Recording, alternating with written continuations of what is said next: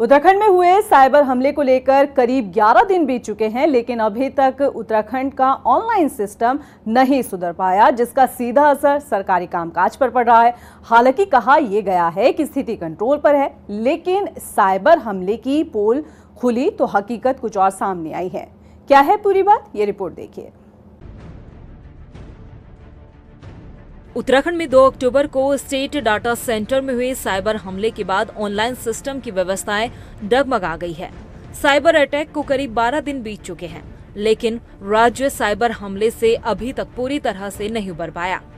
Cyber हमले की वजह से करीब 192 ऑनलाइन सरकारी वेबसाइट एक साथ बंद हो गई थी, लेकिन 12 दिन बीत जाने के बाद भी मुख्यमंत्री स्वरोजगार योजना, श्रम विभाग रजिस्ट्रेशन पोर्टल, निदेशक ट्रेजरी, ऑनलाइन टेंडर सहित 90 से ज्यादा ऑनलाइन वेबसाइट बंद पड़ी है। वहीं इस मामले में साइबर एक्सपर्ट्स का कहना है कि ये पहला मामला नहीं है जब सरकारी सिस्टम पर साइबर अटैक हुआ हो, लेकिन साइबर अटैक होने के दौरान सबसे पहले फायरबोल्ट को तोड़ना पड़ता है और जैसे ही इस पर अटैक होता है तो तुरंत अलार्मिंग होता है, लेकिन यहाँ ये सब देखने को नहीं मिला। हाँ, ऑब्वियस बात है, फेलियर तो है ही। अगर फेलियर नहीं होगा तो कोई आपके घर में भी चोरी नहीं कर सकता है। अगर आपके घर में सिक्योरिटी सिस्टम लगा हुआ है या घर में लोग हैं तो ऑब्वियस बात है, एक चोर की हिम्मत नहीं होगी कि वहाँ घुसे। तो यहाँ जब आप कहते हैं कि आपका सिस्टम अप टू डेट है, पूरा सब कुछ साउंड तरीके से चल रहा है, everything is up and running, आप लोग रेगुलर ऑडिट्स वगैरह करते हो, तो उसके बावजूद भी जैसे एक सिस्टम बनता है ऐसे मतलब डिप्लॉयमेंट जब होती है ऐसे सर्वर्स की, कि अगर कोई भी अटैक होता है कोई भी इंट्रूजन होता है तो सबसे पहले आपको उस ऑर्गेनाइजेशन का फायरवॉल तोड़ना पड़ेगा। तो जब फायरवॉल टूटता है तो कहीं ना कहीं ऐसे सिस्टम भी बनाए गए हैं जो उसे डिटेक्ट भी कर लेते हैं। तो एट दैट मोमेंट आपको ये तो एटलीस्ट पता चलना चाहिए कि हाँ, आपका सिस्टम अटैक हो चुका है, जिसको हम firewall and intrusion detection system भी कहते हैं।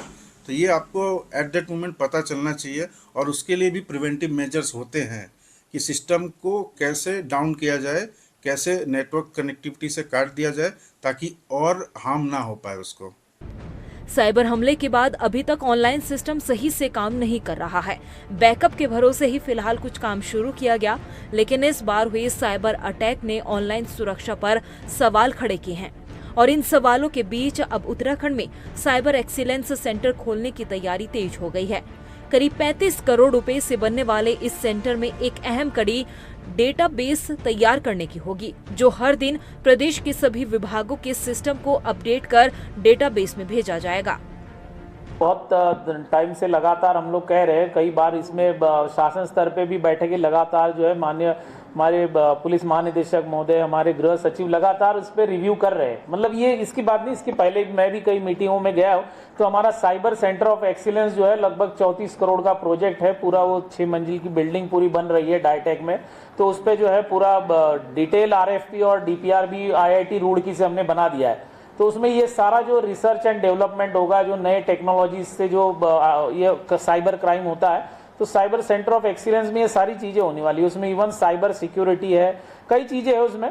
तो आगे के लिए जो है ये सब हम लोग लगातार पहले से ही इसमें कार्य कर रहे हैं, क्योंकि देखा जा रहा है जितनी IPC की केसेस हो रहे हैं, लगभग 15 से 20 हज़ार हर साल हो रहे हैं IPC, उतने ही जो है साइबर कंप्लेंट्स भी आ रहे हैं। तो इसमें हम लोग अवगत है कि हमारे लिए एक बहुत बड़ा चैलेंज है आने वाले दिनों में साइबर।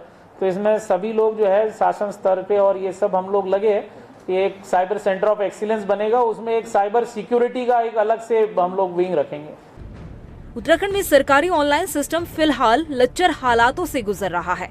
भले ही आगे के दावे किए जा रहे हों, सुरक्षा व्यवस्था को और मजबूत करने की बात कही जा रही हो, लेकिन फिलहाल ऑनलाइन को लेकर सिक्योरिटी पर सवाल खड़े होने लगे हैं। रफ्तार मीडिया के लिए देहरादून से हिमांशु चौहान की रिपोर्ट।